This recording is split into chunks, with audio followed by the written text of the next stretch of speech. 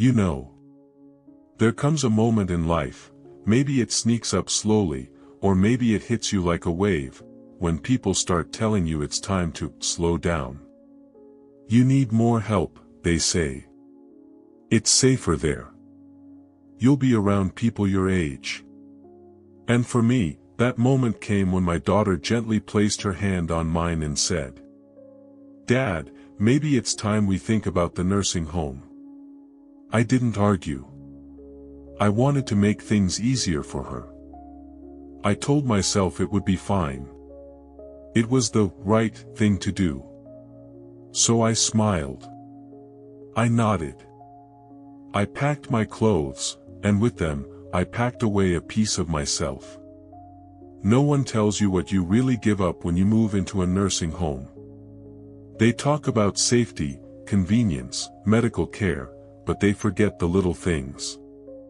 The freedom to wake up when you want. The smell of your own kitchen. The sound of silence that belongs to you. I've been here for a while now, and there are 10 hard truths I've learned. Things I wish someone had told me before I moved in. Today, I'm sharing them with you, not to scare you, but to help you decide with eyes wide open. If you're thinking about a nursing home, or love someone who is, please, stay with me. These truths might just change your mind, or at least help you protect what matters most. You lose more independence than you think. When I first moved in, they told me, "You'll still have freedom. You can do what you want, don't worry." And for a little while, I believed it. I thought, okay, maybe this won't be so bad. But then, breakfast was at 7:30 sharp. Meds at 8. Lunch at noon, whether you're hungry or not. Showers on Tuesdays and Fridays only. And suddenly, I wasn't deciding much anymore. Not when to nap. Not when to eat. Even taking a walk had to fit between staff rounds. It wasn't one big moment, it was hundreds of tiny ones. Each time I had to wait for permission to do something simple, a little piece of freedom slipped away. And the hardest part? No one meant to take it from me. It just happened. I thought I was choosing safety. But I didn't realize I was trading in control. Independence isn't just about being able to walk or drive. It's about choosing your rhythm. Your pace. Your life. And once it's gone, it's hard to get back. Loneliness doesn't vanish, it shifts shape. You know what's strange? You can be in a building with 80 other people, and still feel completely alone. I thought moving here would ease the loneliness. I imagined friendly conversations in the dining room, shared laughs over coffee, maybe even a friend or two to play cards with. But what I found was different. Most people keep to themselves.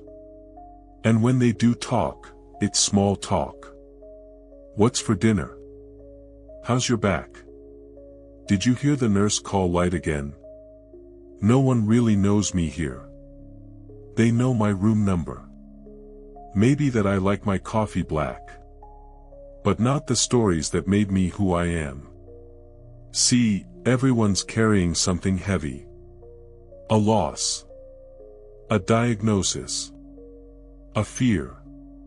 And when you're just trying to make it through the day, it's hard to reach out. Hard to make space for real connection. So the loneliness doesn't disappear. It just changes. It goes from silence in an empty house to silence in a crowded hallway. And somehow, that hurts more. You become part of a system, not a home. At first, I told myself, this place will grow on me. Give it time. But what I didn't realize is that a nursing home isn't built to feel like your home. It's built to run. There's a schedule for everything. Meds at this time. Meals at that. Lights out. Showers. Laundry. Staff rotate in and out. Nurses change shifts. Aides come and go. And even when they care, and many of them do, deeply, there's just not enough time. You stop being Mr. Johnson, the retired carpenter who built his family's house with his own hands. You become Room 212. The one with diabetes. The one who needs extra help dressing. And that's when it really hits you. You're no longer living in a home. You're fitting into a system. And that system isn't built to know your story. It's built to manage your care. Your world shrinks dramatically. Before I moved in, my days were full of little routines. Morning coffee at the corner cafe, same table, same waitress, same old jokes. Waving to my neighbor Jim while checking the mail. Sunday service at church, sitting in the third pew on the left, humming those familiar hymns. All of that gone overnight. At first, I told myself I could still visit. Still keep in touch. But when your ride depends on someone else's schedule, and the energy just isn't what it used to be, you start staying in. And the world outside? It keeps moving. People stop calling as often. Places you used to go don't feel like yours anymore. Meanwhile, the walls of your room become your everything. Meals. Meds. TV. Repeat. Your universe goes from a neighborhood to a hallway. From a city to a single window view. And the worst part? No one tells you it's happening, until one day, you realize it already has. The world doesn't always shrink with a bang. Sometimes, it just quietly disappears. You lose the little joys of home. You know what I miss most? Not the big things. Not the car, or the big living room, or even the yard. It's the smell of my morning coffee brewing in that old chipped pot. The one I refuse to throw away. It's my recliner by the window, where the afternoon sun would pour in just right. Where I'd sit with a book, or fall asleep halfway through the first chapter. It's the clutter. The little souvenirs from trips long gone. My wife's handwriting on a recipe card. The creak in the hallway floor I always meant to fix, but never did. None of that came with me. Here, everything is sterile. Neat. Efficient. It smells like disinfectant, not breakfast. The walls are beige.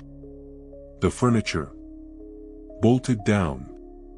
And don't get me wrong, clean is good. Safe is important. But the soul of a home, that lives in the little messes. The smells. The worn-out spots no one else would care about. You don't think these things matter. Until they're gone. And when they're gone, a part of you goes quiet, too. Healthcare isn't always what you expect. When I moved in, everyone said, "At least you'll have people watching over you. You'll be safer there." And sure, there are nurses. There are aides. There's a chart with my name on it and a bell I can press. But let me tell you something most people don't know. Constant care doesn't always mean quality care. The staff here? Many of them work 12-hour shifts, short on sleep, juggling too many patients. They care, I see it in their eyes, but they're stretched thin. One day, my meds were late. The next, they forgot to help me to the bathroom. Not because they didn't want to. But because someone down the hall fell, and everything else had to wait. You start to feel like a number. A task on a long list. And if you're not the type to speak up loudly, your needs can get lost in the shuffle. I don't blame the workers. I blame the system. A system where the budget matters more than the people. Where one nurse cares for 20 instead of 10. So yes, there's care here. But it's not always the kind you imagined. And sometimes, it's not enough. You stop feeling useful. Back home, I still had purpose. I wasn't climbing ladders or running errands all day, but I did things. I made my own breakfast. Folded the laundry. Took care of the plants. Read stories to my grandkids when they visited. I was part of something. A rhythm. A family. A home. But here, everything is done for you. Meals delivered. Bed made. Pills brought on schedule. Don't worry, we've got it. And at first, that sounds like a luxury. But over time, you start to wonder if you're needed at all. You stop being asked to help. Stop being asked for advice. Days go by where no one needs anything from you, not your hands, your mind, or your heart. And that does something to a person. Because we don't just live to be taken care of. We live to care for others. And when that's taken away, you don't just feel bored. You feel invisible. It's emotionally harder than people admit. Everyone talks about the move like it's a smart decision. You'll be safer. No more house to maintain. It's time to relax. And yes, there's truth in that. But no one talks about the part that hurts. The grief. Because moving into a nursing home isn't just packing boxes. It's packing up a life. I left behind more than furniture. I left behind Sunday mornings on my porch. The grocery clerk who knew my name. The neighbor's dog who barked every afternoon at 3. I left behind the rhythm I spent decades building. The rituals, the silence, the surprises. And here's the thing most people won't say out loud. Even when you know it's time, it still feels like a kind of loss. You're not just moving into a new place.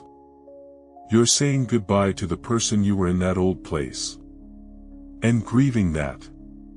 That takes time. Some days I feel okay. Other days, I just stare out the window, remembering how things used to feel like mine. This part of the journey, it's quiet, lonely, and real. Family visits become shorter and less frequent. When I first moved in, the calendar filled up fast. We'll come every Sunday, Dad. Grandma, we'll bring the kids next weekend. And for a while, they did. Balloons. Homemade cookies. Hugs in the hallway. We'd talk, laugh, flip through old photo albums, pretend like nothing had changed. But then, life did what life does. The kids got busier. My son had to pick up extra shifts. My daughter moved across the state. The visits didn't stop. Not completely. But they got shorter. Less spontaneous. More scheduled. And sometimes, the door just didn't open at all. I'd sit there, watching the hallway. Every time footsteps passed, I hoped they were coming for me. They usually weren't. And it's not that my family doesn't love me. I know they do. But when you're here, the world forgets a little faster. Out of sight, out of rhythm. You learn to smile when they do come. And not ask why they didn't come sooner. Because deep down, you understand. They're still living. And somehow, you've become the place they visit life from. It's hard to leave once you're in. When I first moved in, I kept telling myself, this is temporary. Just a few months until I get back on my feet. But the truth? It doesn't work like that. Once you settle in, the walls start to feel less like a stopover, and more like a final address. Reclaiming your independence. It's not just about packing bags. It's about navigating a maze of appointments, paperwork, insurance. About convincing others, and sometimes yourself, that you can do it. And emotionally, the longer you stay, the harder it is to leave. Because you've made new routines here. New faces become familiar. Even the loneliness becomes a sort of company. Leaving means stepping into the unknown again. And after everything you've lost, that's a mountain to climb. So yes, moving in can feel like a fresh start. But for many of us, it feels like a door closing behind us. And opening that door again, that's the hardest step of all. If you're listening to this and considering a nursing home, or maybe you're already in one, I want to tell you something from the heart. You're not alone in how you feel. It's okay to grieve. It's okay to feel torn between safety and freedom, between comfort and meaning. But here's the truth no one tells us enough. You still have a say. Just because the walls have changed, doesn't mean your voice has to fade. Keep asking questions.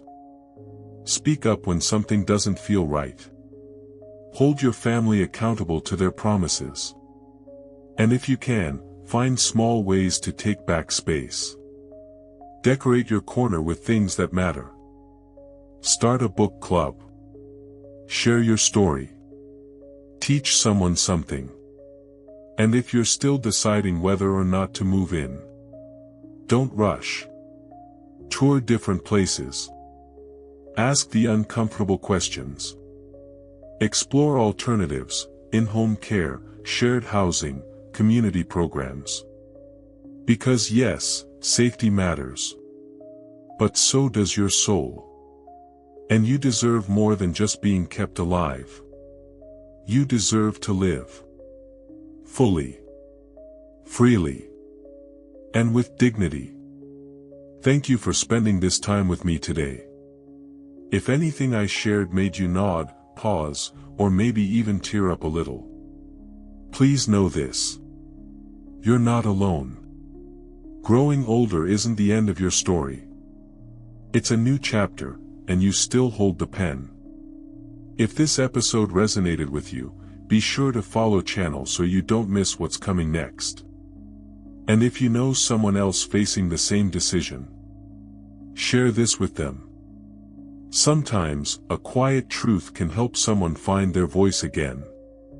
I'll be right here in the next episode, telling more honest stories, just like this. Until then, take care of your heart. And remember, you are not forgotten.